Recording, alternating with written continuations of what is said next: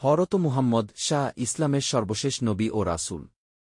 তার জীবন বর্ণনা করলে অনেক কিছুই উঠে আসে, তবে সংক্ষেপে উল্লেখযোগ্য কিছু পয়েন্ট হল: ১. জন্ম ও পরিবার।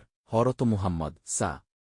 ৫৭০ খ্রিস্টাব্দের ২ এপ্রিল ১ রবিউল আওয়াল মক্কার কুরাইশ গোত্রের পরিবারে জন্মগ্রহণ করেন। তার পিতার নাম আবদুল্লাহ এবং মাতার নাম আমিনা। ২. তরুণকাল। তিনি তরুণ বয়সে সত্যবাদিতা, আস্থাবান্তা ও সততার জন্য পরিচিত ছিলেন।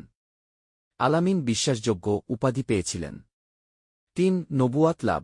৪০ বছর বয়সে ৬১০ খ্রিস্টাব্দে তিনি গহীন গুহায়, হেরা গুহা, প্রথমবার রিসালাত বা নবুয়াত লাভ করেন।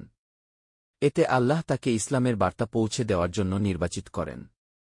৪. ইসলামের প্রচার। নবুয়াতের পর তিনি মক্কায় প্রথমে গোপনে এবং পরে প্রকাশ্যে ইসলামের শিক্ষা প্রচার শুরু করেন। তার প্রচারের কারণে মক্কার নেতৃবৃন্দের সাথে সংঘাত সৃষ্টি হয়। ৫. হিজরত। ৬২ খ্রিস্টাব্দে ইসলামের বিশ্বাসীদের নিরাপত্তার জন্য মক্কা থেকে মদিনায় স্থানান্তরিত হন, যা ইসলামী ক্যালেন্ডারের প্রথম বছর হিসেবে গণ্য হয়। ৬. মদিনার জীবনী। মদিনায় গিয়ে মুসলিম কমিউনিটির প্রতিষ্ঠা করেন এবং একটি রাষ্ট্র পরিচালনার ভিত্তি স্থাপন করেন।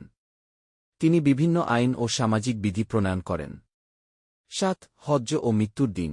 ৬৩০ খ্রিস্টাব্দে হজ্জ করেন এবং ৬৩২ খ্রিস্টাব্দে তার মৃত্যুর আগে বিদায়ী হজ্জ সম্পন্ন করেন।